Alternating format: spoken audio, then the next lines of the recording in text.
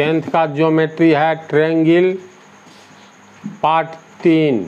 इसमें भी तुम लोगों को थ्योरी ही जानना है, बगैर थ्योरी का हिसाब बनेगा नहीं, तो इसीलिए थ्योरी पर ज़्यादा ध्यान दो। ऑब्जेक्टिव भी थ्योरी का बहुत अच्छा कंसेप्ट रहने पर ही मैथ का ऑब्जेक्टिव बनेगा। तो क्वेश्चन है, भुजाओं की समान संख्या वाले दो बहुभुज कब समरूप होते हैं? यानी भुजाओं की समान संख्या वाले दो बहुभुज कब समरूप होते हैं? तो बहुभुज की परिभाषा क्या होती है? दो या दो से अधिक भुजाओं से घिरे क्षेत्र, दो नहीं, तीन या तीन से अधिक भुजाओं से घिरे क्षेत्र को बहुभुज कहेंगे। कोई भी क्षेत्र को, किसी भी क्षेत्र को, क्षेत्र मतलब क्षेत्रफल को घेरने के लिए कितनी भुजा की आवश्यकता कम से कम होती है? तीन। एक भुजा से कोई क्षेत्र जगह नहीं न घेरा जा सकता है। मान लो एक रेखा खींचे ए बी, तो ये ए बी रेखा बोर्ड के क्षेत्रफल को नहीं घेर रही है। एक रेखा और खींच दिया, मान लो ए डी, तो ए बी और ए डी रेखा मिल करके इस क्षेत्रफल को, बोर्ड का जो क्षेत्रफल है, इसके किसी हिस्से को नहीं घेर रहा है। अगर मान लो डी को बी से मिला दे,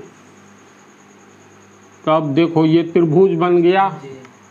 तो आकृति, अभी त्रिभुज मान लो नहीं है बोले, तो आकृति डी ए बी का कितना क्षेत्रफल है? तो ये एक्चुअली त्रिभुज हो गया। तो त्रिभुज डी ए बी के द्वारा घेरा गया क्षेत्र ये क्षेत्र है जिसको हम रंग रहे हैं। तो इतने जगह को घेर लिया, यानी क्षेत्रफल को समतल जगह पर हमको कुछ क्षेत्रफल अलग करना है।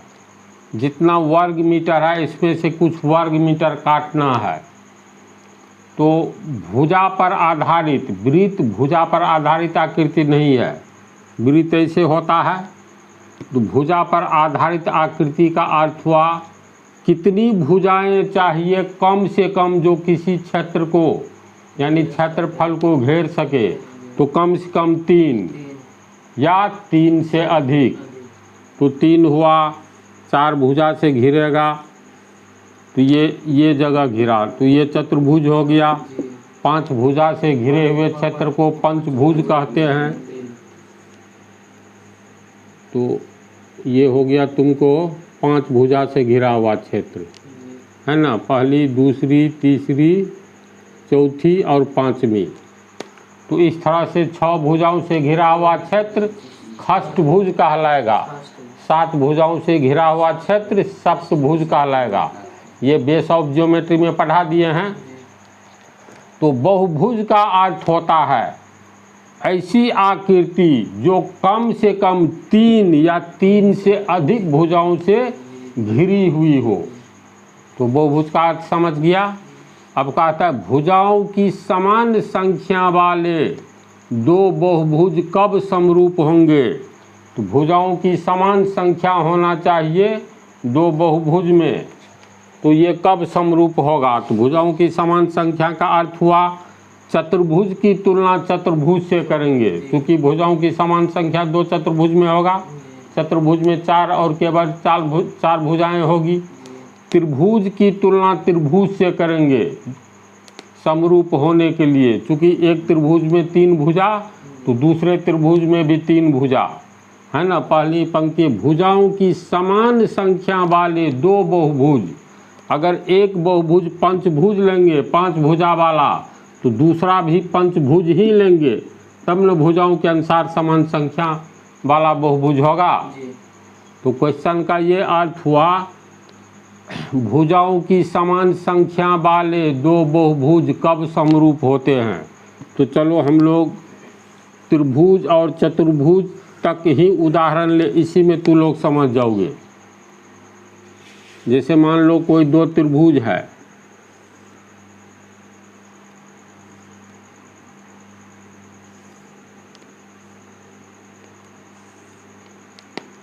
त्रिभुज ABC, त्रिभुज DEF, तो ये बहुभुज है। बहुभुज की परिभाषा कम से कम 3 भुजा से या 3 से अधिक भुजाओं से घिरे हुए क्षेत्र को बहुभुज कहेंगे। तो ये 3 भुजाओं से घिरा क्षेत्र यानी ये बहुभुज हुआ। भुजाओं की संख्या त्रिभुज ABC में भी 3 और त्रिभुज DEF में भी 3। तो भुजाओं की समान संख्या वाला ये 2 बहुभुज कब समरूप होंगे?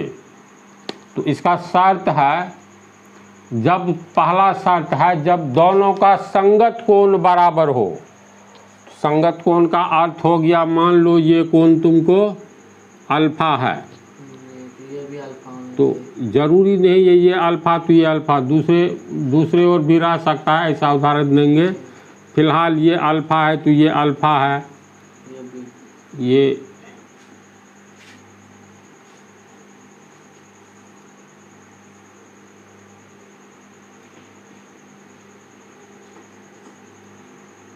ये तुमको बीटा है तो ये भी बीटा है, तो तीसरा तीसरे के बराबर होगा ही। ये थीटा है तो ये भी थीटा है। तो 2 बहुभुज को समरूप होने के लिए पहला टर्म एंड कंडीशन है दोनों का संगत कोण बराबर होना चाहिए। दूसरा कंडीशन है संगत भुजाओं का अनुपात समान होना चाहिए। तो जैसे आकृति लगभग हम एक जैसा छाप दिए हैं, देखो पहले त्रिभुज में, इसके बाद चतुर्भुज में और इसी तरह पंचभुज में होगा।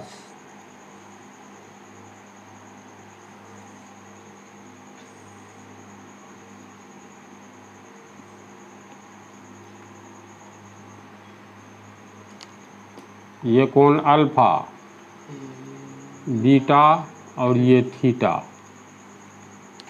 त्रिभुज ABC और त्रिभुज DEF के संगत कोण बराबर हैं, मतलब कोण A और कोण D समान कोण को, 2 या 2 से अधिक त्रिभुज में समान कोण को संगत कोण कहेंगे।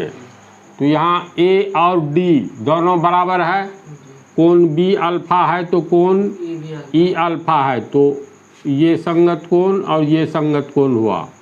दूसरा संगत कोण 2 ठो लकीर खींचे हैं, देख करके पता चल जाएगा। और ये तीसरा कोण तीसरे कोण के बराबर।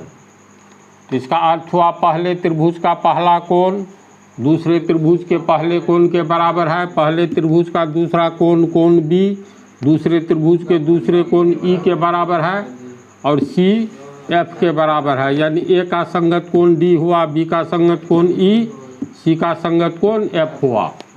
तो पहला शर्त है 2 त्रिभुज तब समरूप होगा जब पहले त्रिभुज का पहला कोण दूसरे त्रिभुज के पहले कोण के बराबर हो, दूसरे त्रिभुज का दूसरा कोण पहले त्रिभुज का दूसरा कोण दूसरे त्रिभुज के दूसरे कोण के बराबर हो, एवं पहले त्रिभुज का तीसरा कोण दूसरे त्रिभुज के तीसरे कोण के बराबर हो। तो पहला कंडीशन ये है दोनों का संगत कोण बराबर होना चाहिए। दूसरा कंडीशन है संगत भुजाओं का अनुपात समान होना चाहिए। तो देख करके लगता है ना ये AB भुजा, अच्छा इसमें संगत भुजा किसको कहेंगे? तो समान कोण के सामने की भुजा को संगत भुजा कहेंगे। यहाँ ये कोण C बीटा है, इसमें कोण F बीटा है, तो कोण C के सामने वाली भुजा और कोण बीटा के सामने वाली भुजा संगत भुजा का उदाहरण होगा। समान भुजा नहीं, लेंथ लंबाई में अंतर है। समान कोण के सामने की भुजा को संगत भुजा कहेंगे। तो कोण C के सामने ये बीटा के सामने यहाँ खड़ा हो जाओ तो ये AB दिखाई देता है, तो ये हुआ। और बीटा ये भी बीटा है तो इसके सामने खड़ा हो जाओ तो DE दिखाई देता है, तो ये हुआ। यानी AB और DE संगत भुजा कहलाएगा। समान कोण के सामने की भुजा को संगत भुजा कहेंगे। फिर कोण A के सामने खड़ा हो जाओ यहाँ पर ऊपर में, तो ठीक सामने में BC नज़र आता है, तो ये इसके बाद ये कोण थीटा है, तो ये कोण थीटा है। तो थीटा के सामने यानी डी के सामने यहाँ खड़ा हो जाओ तो सामने में ये भुजा नज़र आता है। तो समान कोण के सामने की भुजा को संगत भुजा कहते हैं। तो थीटा कोण के सामने BC और थीटा कोण के सामने EF, तो BC और EF संगत भुजा कहलाएगा। इसमें भी 2 चिन्ह मारा हुआ है, इसमें भी 2 चिन्ह मारा हुआ है। इसका अर्थ हुआ पहले त्रिभुज की दूसरी भुजा BC, दूसरे त्रिभुज की दूसरी भुजा EF, दोनों संगत भुजा का उदाहरण है। समझ गया? फिर यहाँ पर खड़ा हो जाओ तो कोण B यानी अल्फा के सामने की भुजा AC तीसरी भुजा है। तो दूसरे त्रिभुज में कोण अल्फा ये है, इसके सामने की भुजा DF ये तीसरी भुजा है।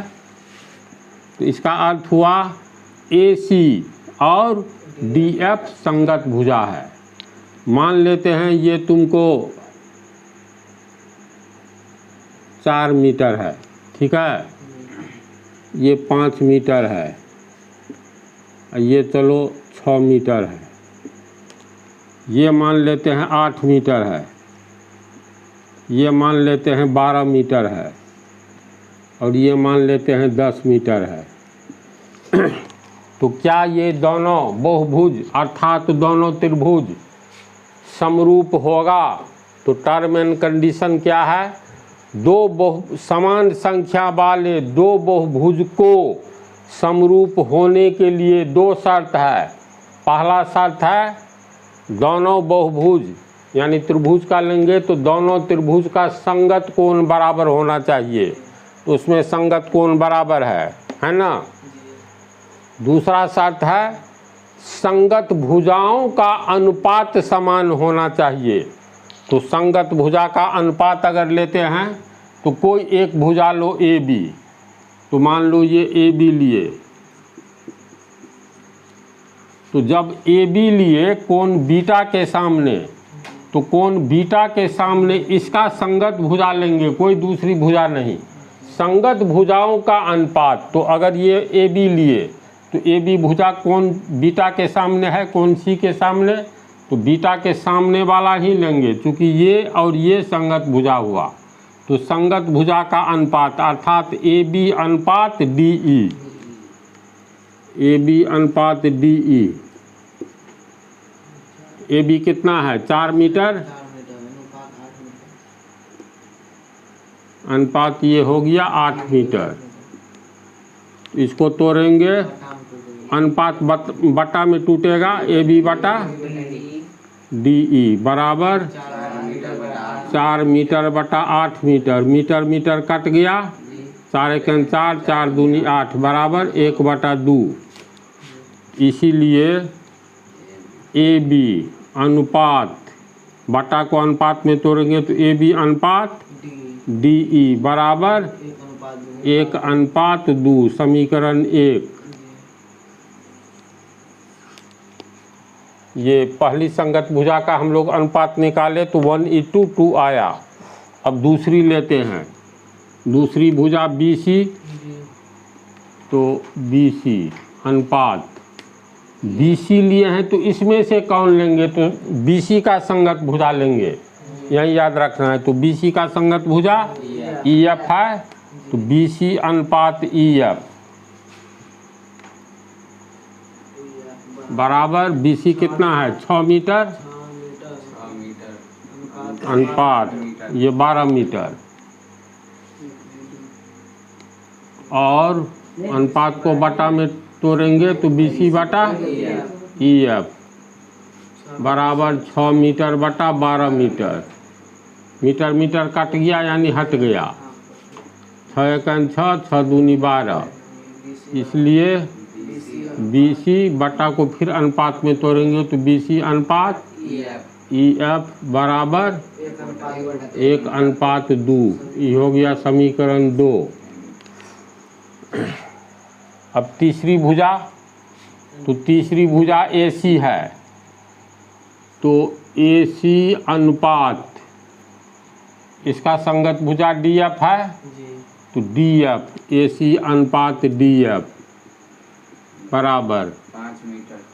AC 5 मीटर है, अनुपात 10 मीटर, 10 मीटर। अब इसको तोड़ेंगे तो AC बटा DF बराबर 5 मीटर बटा 10 मीटर। मीटर मीटर कट गया यानी हट गया। 5 एकन 5, 5 दूनी 10, इसलिए AC अनुपात DF 1:2। समीकरण 3। देखो समीकरण 1 से 1:2 बराबर इतना बोल सकते हो ना। फिर समीकरण 2 में 1 अनुपात बराबर BC अनुपात EF। समीकरण 3 में 1:2 बराबर इतना है। तो समीकरण 1, 2 एवं 3 से हम लोग लिख सकते हैं AB अनुपात DE बराबर BC अनुपात EF बराबर AC अनुपात DF बराबर 1:2। इसका अर्थ हुआ, इसीलिए AB बटा DE बटा में तोड़ेंगे तो बराबर BC बटा EF बराबर AC बटा DF बराबर 1/2। इस पर गौर करो और इस पर गौर करो। गौर करने का अर्थ ये हुआ, ये दोनों बहुभुज है। दोनों बहुभुज में हम लोग देख रहे हैं दोनों त्रिभुज का संगत कोण बराबर है। कोण A बराबर कोण D, कोण B बराबर कोण E, कोण C बराबर कोण F। तो दो बहुभुज यानी दो त्रिभुज का संगत कोण बराबर है और संगत भुजाओं का अनुपात भी समान है। देख लिया ना, AB अनुपात DE बराबर BC अनुपात EF, यानी AB अनुपात DE संगत भुजा बराबर BC अनुपात EF बराबर AC अनुपात DF।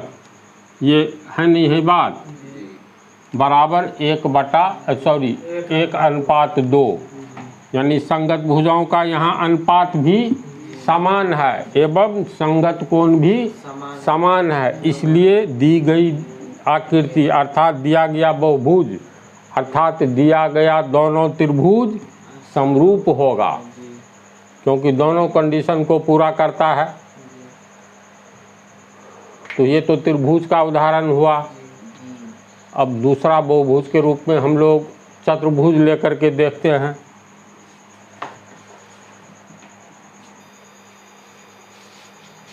अब दूसरा उदाहरण बहुभुज का चतुर्भुज के रूप में देखो। यहाँ पर दो चतुर्भुज है ABCD, दूसरा EFGH।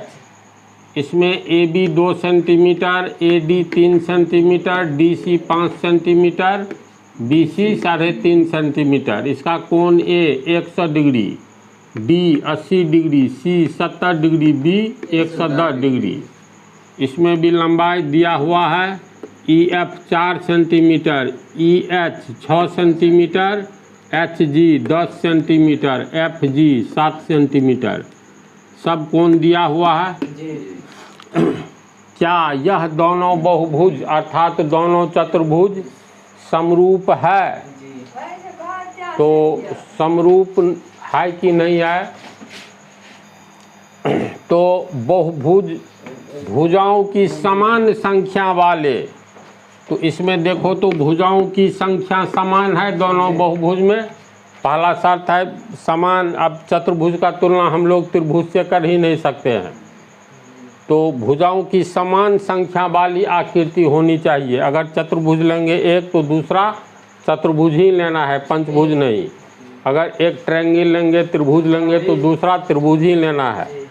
तो ये दोनों समान संख्या वाला समान भुजाओं की संख्या वाला बहुभुज समरूप है कि नहीं है, तो हम लोग दो ही बात को ध्यान में रखेंगे। सबसे पहले संगत कोण समान है कि नहीं है, दूसरा संगत भुजाओं का अनुपात समान होना चाहिए, यानी संगत कोण समान होना चाहिए और संगत भुजाओं का अनुपात समान होना चाहिए। तो इसमें संगत कोण देखो, दोनों तरह की आकृति में तुलना करेंगे तो कोण ए बराबर कोण ई है। ए है 100 डिग्री तो ई 100 डिग्री, यानी पहली आकृति में कोण ए बराबर कोण ई बराबर दोनों है 100 डिग्री। पहली आकृति में कोण डी 80 डिग्री तो इसमें कोण एच है 80 डिग्री। दो संगत कोण बराबर, कोण सी 70 डिग्री, कोण जी 70 डिग्री। तो चौथा कोण चौथे के बराबर होगा ही। कोण बी 110 डिग्री तो 110 डिग्री कोण एफ है। तो संगत कोण तो बराबर है। दूसरा कंडीशन है संगत भुजा, संगत भुजाओं का अनुपात समान होना चाहिए। तो दोनों में संगत भुजा कौन कौन सा है? तो इसमें AD और EF संगत है। तो AD अनुपात EH, AD अनुपात EH AD है 3 सेंटीमीटर और EH है 6 सेंटीमीटर और AD बटा EH बराबर 3 सेंटीमीटर बटा 6 सेंटीमीटर। सेंटीमीटर सेंटीमीटर कट गया यानी हट गया। 3 एकन 3, 3 दूनी 6, इसलिए AD बटा EH बराबर 1/2। समीकरण 1 समझ गया। दूसरा संगत भुजा DC लेते हैं तो इसमें HG लेंगे। तो DC अनुपात HG, DC 5 cm है 5 cm अनुपात 10 cm। ये हो गया DC बटा HG 5 cm बटा 10 cm। cm कट गया। 5 एकन 5, 5 दूनी 10, इसीलिए DC बराबर DC बटा HG 1/2। समीकरण 2। तीसरी भुजा का अनुपात, तीसरा CB, तो CB अनुपात GF। CB है तुमको 3.5 सेंटीमीटर, 3.5 सेंटीमीटर अनुपात GF 7 सेंटीमीटर और CB बटा GF 3.5 सेंटीमीटर बटा 7 सेंटीमीटर। फिर कट गया दोनों। 3.5 दूनी 7 होता है। 3.5 को 2 से गुना करेंगे 7 होगा। तो 1/2 बराबर 1/2, इसलिए CB बटा GF बराबर 1/2। ये हो गया समीकरण 3। चौथी भुजा BA या AB को AB, तो AB अनुपात EF। AB हो गया तुमको 2 सेंटीमीटर अनुपात EF 4 सेंटीमीटर और AB बटा EF बराबर 2 सेंटीमीटर बटा 4 सेंटीमीटर। सेंटीमीटर कट गया।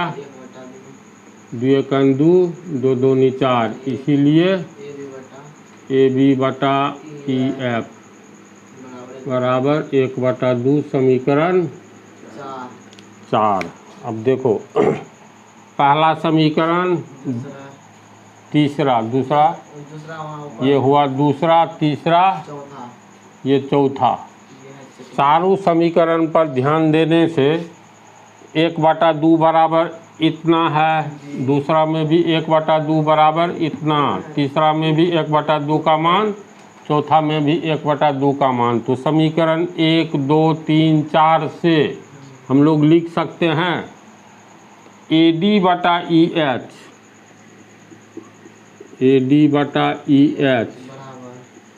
बराबर DC/HG बराबर CB/GF बराबर AB/EF बराबर 1/2 सब आता है। इतना हुआ। इसी को हम लोग अगर अनुपात के रूप में लिखे तो बटा टूटेगा अनुपात में, AD/EH बराबर DC/HG बराबर CB/GF बराबर AB/EF बराबर 1/2।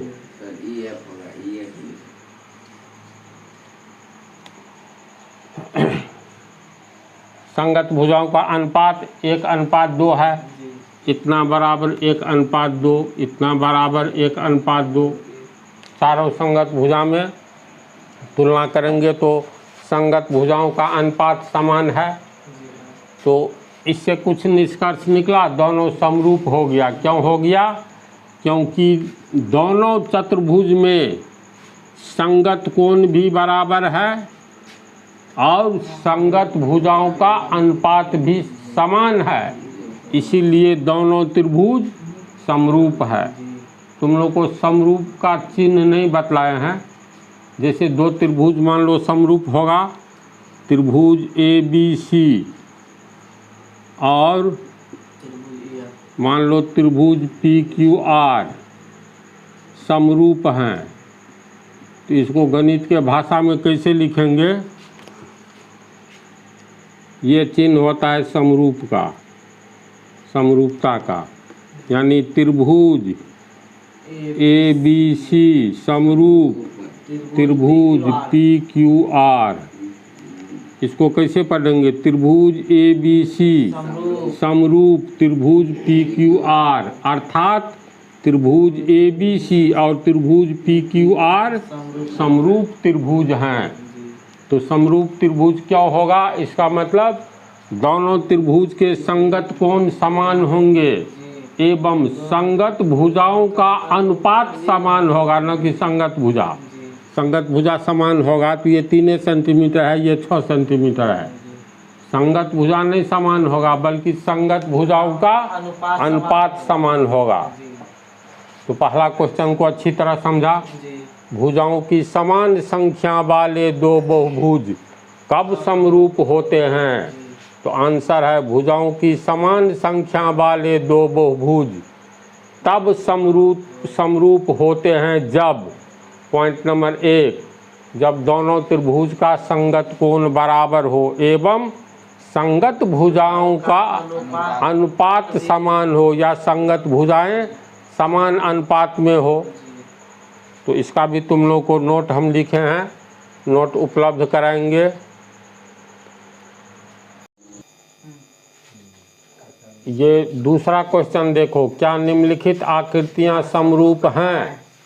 तो दोनों में सबसे पहले क्या मिलाएंगे? संगत कोण।